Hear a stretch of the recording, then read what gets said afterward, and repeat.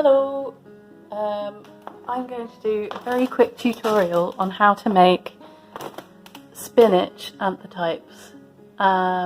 So yes, I'm sorry if it's a bit wobbly. I've never done this before. But yeah, so we're going to use spinach. This is the sort of end bit, you know, when it goes a bit yucky. So this is good for using it up. And what you need to do is just pop it in the blender. Oh god, it smells really bad. And I use the pulse setting on my blender. So you just want to keep going until it's kind of nice and mushy. Careful not to hurt your fingers.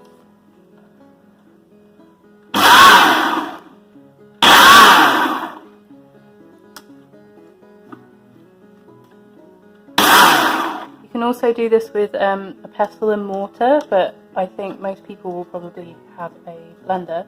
And I've never done this before, but I would imagine if you smushed it with a spoon like a pestle and mortar, then that would probably work too. And you can add a little bit of water if you want, so I might do that.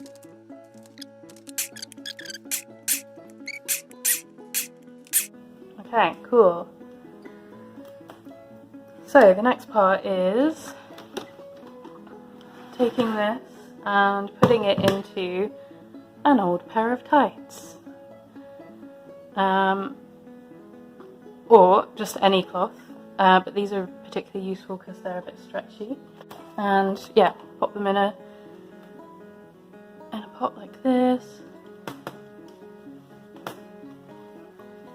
You can use a spoon if you want, but I am getting messy today. So yeah, just pop your pulpy, disgusting spinach mush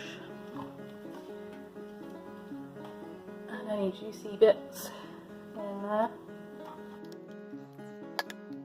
And then, hopefully, you will get some juice coming out, yes. So give it a nice squeeze, and what will happen is that the juice will come out from the material. Ooh, it's a nice dark green colour because they're really stinky. There we go. And then you can leave this in the fridge for a couple of days to mature if you want, but you can go ahead and pop it onto some paper. Get rid of this later. So I'll just go and get some paper. Okay, so I've got some paper. This is watercolour paper, but you could probably use most papers. I think probably acid-free is what you're looking for. And I've just sort of experimented with lots of different papers before. And you can also use materials.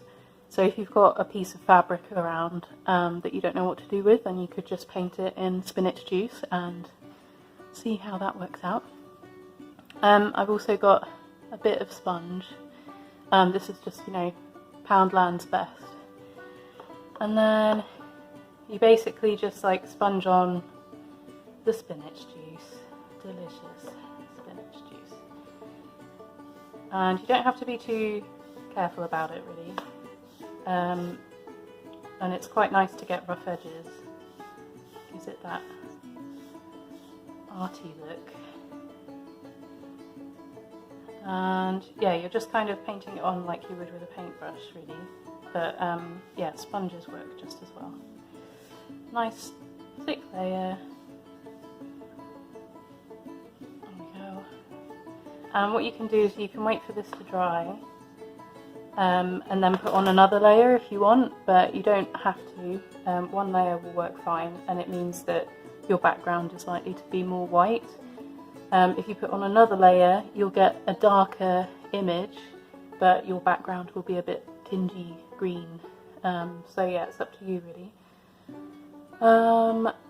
So yeah, you could do this, wait for it to naturally dry, which is what I usually do. You can leave it out in the light. It's only direct sunlight that you need to be worried about.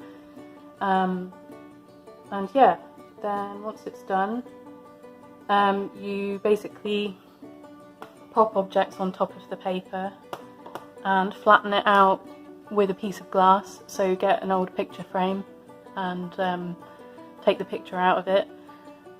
Put a leaf on top and put it out in the sun, but maybe I'll do a little bit of a tutorial on that as well. Okay, now we've got the paper coated. I've put 2 coats on that one. This is a piece of material, that's just 1 coat.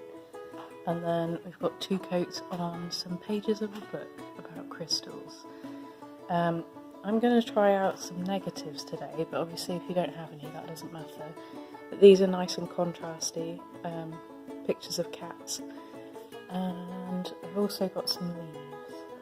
So I think what I want to do is, just to illustrate, so you put your paper here and then put some leaves on that paper.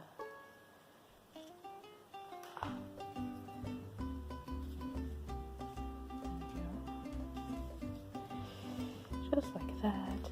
And then you just put the glass on top, and you can use rubber bands or hair bands to sort of keep it in place, or put it back in the frame if you want, but otherwise I think it's not that windy today, so it probably won't blow away. And then we take it outside and put it in the sunshine.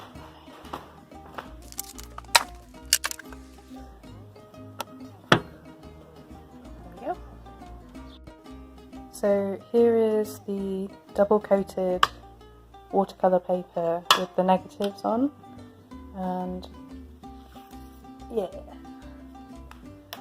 some good definition in there, that's good.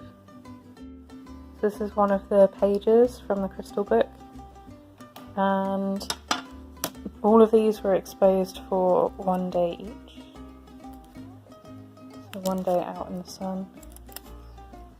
Yeah, that's cool. That's good. And this is the other one.